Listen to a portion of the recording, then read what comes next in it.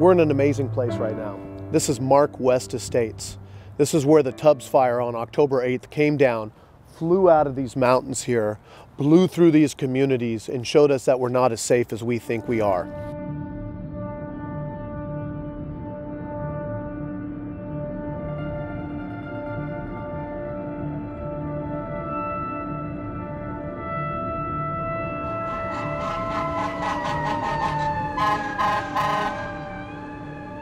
I drove up the top of Fountain Grove and saw an orange glow over by Calistoga and thought, no way it's getting to Santa Rosa. I got a phone call shortly after 10 o'clock from Dean saying, you know, there might be a fire up by the quarry, you might want to go check it out. Fountain Grove was aglow, and I saw that Larkfield was burning, and I saw Cardinal Newman burning with my field glasses. Got a phone call a little after 10 o'clock on that first night to go get Robert and Bodine's water truck in Forestville and get out and help. Do what you can. People are in need. So I went on into Calistoga. I got to about where the fire started at Tubbs Lane, and I ran into the fire department, CDF department out of St. Helena. And I explained that I'm from the quarry and I'd really like to get up there. We have magazines up there with explosives. People were trapped off Marquess Springs and needed a route out. And we just pretty much provided that and allowed that last batch of people to get down, and we got ourselves out of there. The fire was just starting to move through the quarry at about 1 a.m. in the morning. Wind was horrendous. Horrendous wind. It was jumping from peak to peak. I was kind of awestruck, actually. I'd never seen anything like that.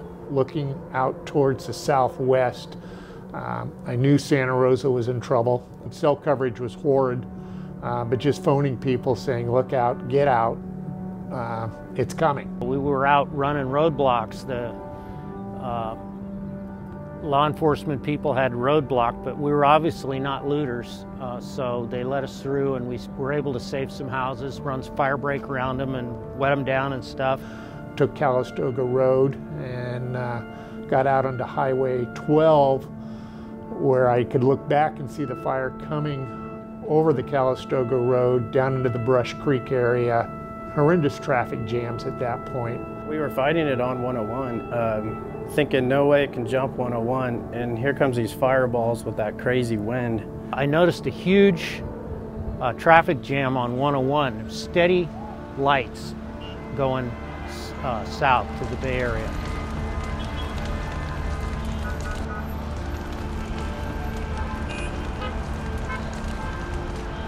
Never seen anything like it before in my life, and I think it was a matter of 30 seconds or a minute, and as bad as the fire was on the left of us, it was worse on the right. We were almost trapped again. It was gridlock, and the sheriff says, hey, do whatever you gotta do, just, you know, help them out. Several of my co-workers had already lost their homes. We opened up our office area for their friends and family to come and stay and kind of shelter, weather it out that day to see what was going on. I live on San Miguel Avenue, just about 2 blocks west of the tracks. Then I got woken up at 2 a.m. By the wind and the garbage cans on our street flying across the street. We scrambled my parents up, we got the kids out of bed, we got the dog, grabbed a few things, and just ran out of the house basically, grabbed our 2 cars and went over to our church over on Fulton and Occidental Road, watched the progress of the fire, not really knowing what was happening. Cell phones didn't work, nobody knew what was going on. We had about over 100 people that were sheltered there that night. You see, when the fires hit, it took our whole area by storm. Private citizens were kind of going bonkers trying to help out. I woke up my neighbor Steve, and myself and him decided to stay and try and fight the fire and save our houses. It came over the hill very fast with the wind pushing it. They say the winds were 75 to 80 miles an hour. I think they were every bit of that. Steve was on one side of the street and I was on the other side of the street, and I don't think I saw Steve for probably a couple hours while I'm fighting on one side of the street by garden hoses and knocking down fences. An hour and a half, 2 hours later, the first fire engine came. They were looking for a place to stand and fight, and they came and they hooked into the fire hydrants. We started fighting, helped them. The fire hydrants went dry, and we were able to tap into Steve's pool and start fighting the fire again. At the end, we were taking buckets of water out of hot tubs to try and put the fire down. The fire was put out on the west side of our street. Most of the fire trucks left. Cressica water trucks and the Bodine water trucks were tendering right below our house on Alturia. It was really great that the Bodine came up there, and it was amazing to watch to put this fire out because there was no water, there were no fire trucks around. The Bodine truck came up and with his water cannon and did a good job on helped putting out our last house that was on fire. Without the water trucks, we would have never won the battle. Keeping the truck full of water and just start laying it down. We started in Coffee Park, close to the railroad tracks, and Fulton, just load after load. Mark Cresta and his crew, Art Pereira and Dean Martinelli, they were driving Mark's other two water tenders, and I called them. I said, hey, we need to get into Coffee Park. The fire department was so happy to see us. What they didn't have enough of was water tenders and trucks. All of us were spread out at Coffee Park and San Miguel trying to put out the fire and stopping it from traveling west. I walked to the edge of our court, looked down over Fountain Grove and towards Coffee Park, and saw the whole place was burned. After about 5:30 or so, after the wind had died down and there was nothing else to burn, the fire pretty much stopped traveling.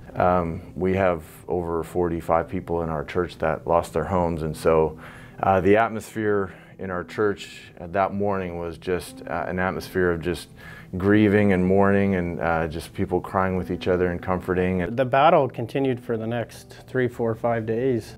I met Art during the fire. We were in the neighborhood with a water wagon trying to save our own butts here, and ran into Art and thought we'd help him out too. And I snuck back into the neighborhood about 8:15 because I just had to find out if my house was still standing. Most of the houses on Deer Trail Road are already gone. When I got here, the home behind me was fully engulfed. Propane tanks blowing up, ammunition, it was crazy. So I got on the roof and started watering my roof and gutters down. I barely had a trickle of water because we're on a mutual water system and the power was off.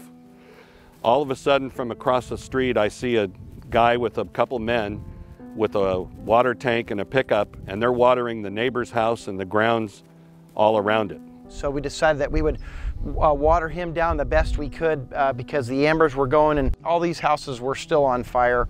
Power lines were flying all over the place. So just tried to do what we could with what we had. And he decided to be a hero, and he is my hero.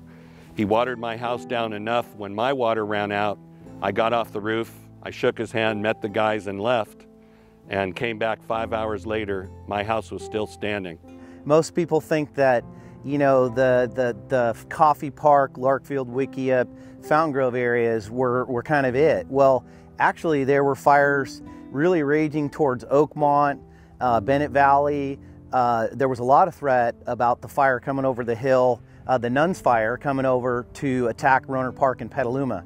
You know, it just wasn't us. We were just a drop in the bucket. I mean, there's so many members in our association, the Argonauts, the Soylans, you know, Sitchels, everybody stood up and did their part. I encountered some of the Northwest General Engineering guys that worked for Kevin Holtzinger, really doing a hero's job. They were taking their 2,000 and 2,500 gallon water trucks and just going out just like I was, tirelessly trying to put out fires in the Bennett Valley Road area. And they were sharing hoses, hydrant wrenches, fittings, doing it with a smile and really trying to help our community. Me and Dale Mahoney drove around for a few days, a couple big properties up in Sky Farm. I don't know how many houses we sprayed and properties we sprayed, but we were filling up and spraying it as fast as we could. I hooked up with Chris Wilson, one of our Teamsters, and we took our water truck out into Sky Farm area and protected houses, cut some fire road access roads out there. We also went to a number of our employees' homes that were from that area and watered down their properties so that they would have fire protection. We also went up and hit random houses that were close to the fire, hopefully protecting them and saving those houses. Joey Richardson, who came in, jumped on to our hydroseed truck, which we found a new use for, that it made a great water cannon. It could spray water 150, 200 feet out. We were able to safely operate at the fire lines and assist the fire department. The hydroseeder was interesting. We drove around. It has a water cannon on top, so we were actually able to spray 4 or 5 houses at a time. Jeff Green, Tiny Green. Tiny was one of the first people to come in the yard. He woke up from the fires. He came in the yard. He got a 3,000-gallon water tank. He went down to Presley Road. It was an active fire zone. Tiny was tendering the fire trucks down there so that they didn't have to go down to a water truck, allowed them to stay on the fire line longer than they could otherwise. There was a fire coming over the ridge off of Crane Canyon Road, and we were cutting preventative fire breaks along the sides of the road in several different fields. I got a call from our superintendent asking me to go run a bulldozer in Roner Park. So I shot over there and cut fire lines for 2.5 days off of Petaluma Hill Road. It's Aaron Bowman, the guy behind me. We had a bulldozer on site helping cut fire breaks for the Lakeville Highway 37 fire. For the following weeks after that, I worked with Willie and we hosted the National Guard in our yard. We supported them, gave them housing, fed them food, and whatever they needed, we took care of. We housed about 250, from beginning to end total. I think they stayed about 3 weeks. They're very thankful for having all these things at their fingertips with bathrooms, showers, hot meals, which really lifts the morale of the people up. On behalf of the California National Guard, I would like to extend our deepest gratitude to Willie Gelati and Gelati Construction. Their support to the National Guard as we responded to the 2017 Northern California firestorms was epic, and it was absolutely 100% appreciated. He fed them, he brought in services, and then that eventually led to them establishing what we called Forward Operating Base Gelati, where several hundred soldiers were garrisoned on their compound. And because of his support to us, we were able to support the agencies that were responding to the fire much better, with much better command and control in the area. So we really would like to recognize Willie Gelati for his selfless service and for his sacrifice. Thank you very much. Willie, on behalf of the 270th Military Police Company, thank you again. If ever there was an individual who deserved the title of honorary member of the Military Police Corps, it's you. Thank you again. The service and dedication you showed my company, the compassion, the overall assistance that you provided us and assisted us in able to perform our mission during the fire mission. I cannot describe it obviously in words. So thank you again. If ever there's anything you need from us, we will always be there. And again, thank you on behalf of my company and the soldiers in it. Whatever it takes, Willie, always working. My wife was out, Genevieve Gelati, and rescued over 30 animals with her horse trailer, and horses and steers, sheep and goats, and doing her part, delivering loads of pumpkins to kid shelters and helping the kids during all the trauma. Unfortunately we had some people that worked for us lose their homes. About 50 were displaced, about 10 of them actually lost their homes. Some Fountain Grove, Wickiup area, and we actually, helped them by getting them some motor homes in the meantime to, for them to have a place to stay in the midst of all the chaos. We did, put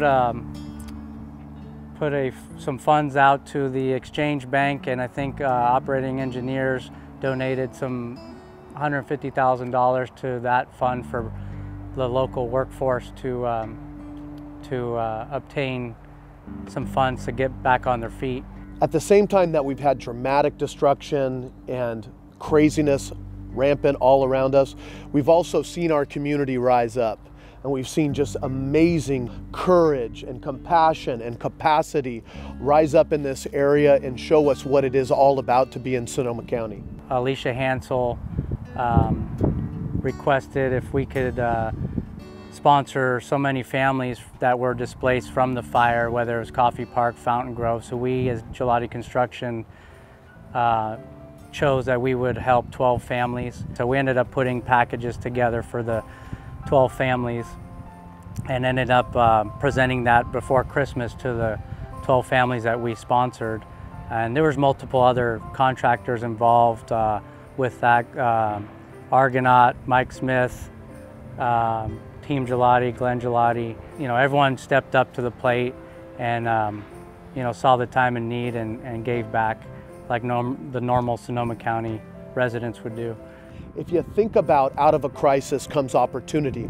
So at the same time that we've had this destruction, we have hundreds of millions of dollars that are going into work to remove debris and to prepare us to rebuild this community. Of course, there's economic opportunity like I've never seen before, like I never thought possible around here in our business, but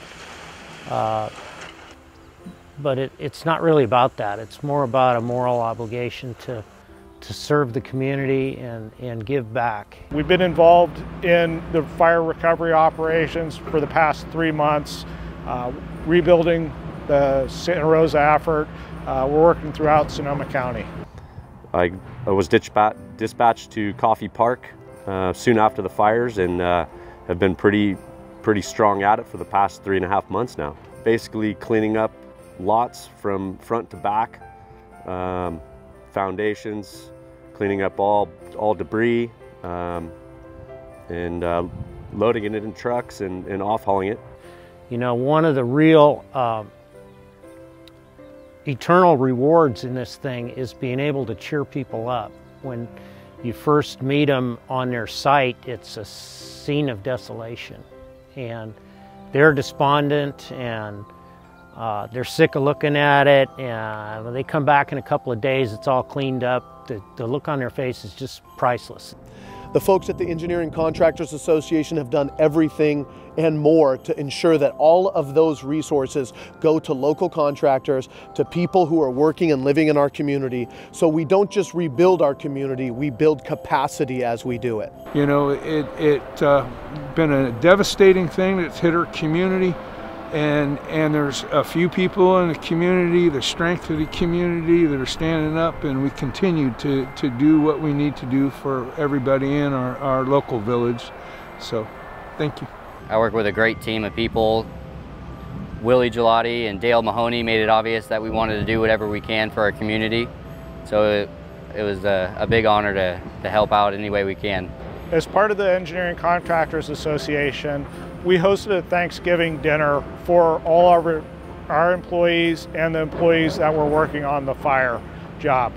We also helped support the Coffee Park Christmas event that took place. That included bringing in snow for the local residents, hay rides, contributing to all the lights that you see on Hopper Avenue. When you see the devastation and you see all these flattened homes, and then you see a few homes that are still standing, you don't really know what happened. Bodine's fire trucks, water trucks were there that night. 2 of them were helping to put out the fires, and so I texted Dean and Bo right away. I texted them the video and I said, hey, thank you so much for saving our neighborhood, because if you guys hadn't have been there with your trucks, the rest of the neighborhood would have just gone. I was sure of that. So very thankful for what these guys did and for risking their lives to save our homes and save people and save our neighborhoods. Coffee Strong, the Neighborhood Association, wants to thank all of you for all the work you've done. Without you guys, we wouldn't be where we are. There's houses already being constructed, and we can't do that without you guys, and we really, really appreciate it. So on behalf of Coffee Strong and all the Coffee Park residents, thank you so much for your time, energy, and care that you've taken in doing this work. Thanks to the ECA for jumping on and helping the cleanup and getting things, getting the community righted again. I appreciate it. Thanks. It's amazing to see the collaboration that goes on between you guys. Typically you're competitors in that you bid on jobs against each other to get work, but to see those lines be, if not blurred, erased, to come together for our community and work together. Owners of these companies that may be multi-generational that have never met each other before or really interacted before because there's been that professional competition are now friends and are working together, and it's all because you guys want to come together and help our community. It means a lot to us. I think the recovery is doing very, very well.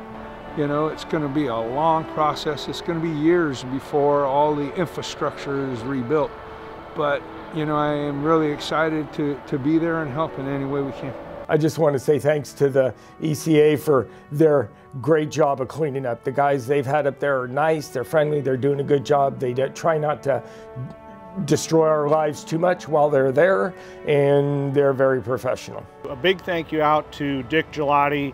At the time of the fire, Dick was one of the first people to step up and donate $150,000 to the Redwood Fire Relief Emergency Fund. I'd also like to thank the Engineering Contractors Association.